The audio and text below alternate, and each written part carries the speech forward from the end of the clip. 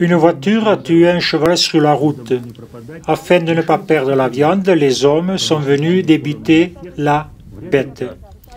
Encore un événement important dans le village aujourd'hui. On apporte du pain.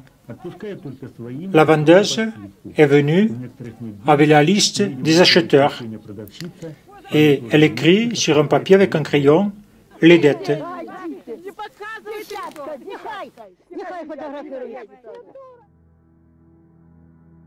Le mouvement démocratique Solidarność présente le film Le bilan de Poutine, 7e partie.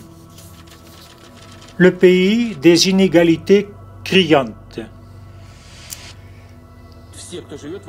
Ceux qui vivent en Russie ont le droit de vivre dignement et tranquillement sur notre terre, dit Poutine. Les inégalités sociales. Déjà en 2012, Poutine disait « Une différenciation sociale de nos citoyens est inadmissible ». Peu de temps après, il répète « Le problème le plus grand aujourd'hui en Russie, c'est la trop grande différence de revenus entre les groupes sociaux ». Il y a eu beaucoup de mots, mais peu de faits. Poutine a été incapable de résoudre les inégalités sociales. L'inégalité sociale se mesure par le rapport entre les revenus des 10% les plus hauts et 10% les plus bas. À la fin des années 90, ce coefficient était de 13, mais en 2009, il était presque de 17, augmentant ainsi de plus de 20%. 20 millions de Russes vivent en dessous du seuil de pauvreté. Medvedev dit « La pauvreté chez nous est trop importante, c'est inadmissible ». L'inégalité régionale. Voilà 10 ans que Poutine parle des inégalités régionales.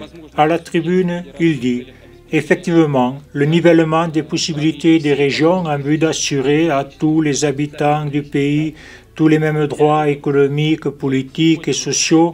Pour cela, nous devons aujourd'hui obligatoirement prendre les mesures afin de réaliser dans les villages et dans les régions, etc. » Mais Poutine n'a pas pu non plus résoudre ce problème. Le salaire moyen varie fortement entre les régions. Autre exemple, le salaire moyen d'un instituteur à Briansk, 7 900 roubles, à Moscou, 32 000 roubles. Bien sûr, la différence entre les régions est énorme. L'indifférence des oligarches. Déclaration de Poutine à la radio. Si l'oligarchie est ce groupe social qui peut accéder au pouvoir par l'argent, alors de tels oligarches n'existeront pas en tant que classe. Il n'y en aura pas. Poutine dit « Je dis que le pouvoir et l'argent doivent exister séparément ». Mais en plus des oligarches des années 90, de nouveaux sont arrivés.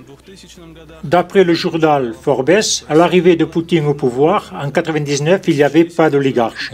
Mais en 2010, il y en avait 62. Les leaders, Oleg Gueripari, à qui Poutine a accordé 4,5 milliards de dollars, Roman Abramovich, qui a reçu de Poutine 13,7 milliards d'argent public au même moment. Pendant que Khodorkovsky est en prison, Abramovich continue d'augmenter sa collection de yachts, clubs de football, voitures et résidences. Poutine agit selon le principe « pour les amis tout, pour les autres pas de cadeaux ». Les milliardaires en dollars sont tous des amis de Poutine. Avant son arrivée au pouvoir, il n'était rien. Gennady Timchenko, fortune 1,9 milliard de dollars en 2010. Les frères Rothenberg, 1,4 milliard de dollars. Yuri Kovalchuk, la galère du peuple leur assure des revenus fabuleux.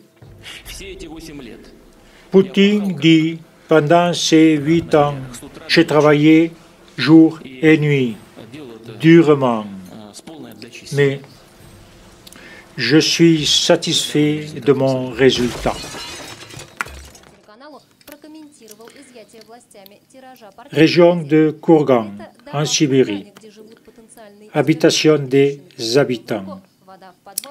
Il y a de l'eau au sous-sol, l'été, des moustiques. Et les habitants disent qu'ici, ils survivent. Ces habitations datent de l'ère soviétique Khrouchtchev. Il n'y a pas de chauffage et on garde le manteau à l'intérieur.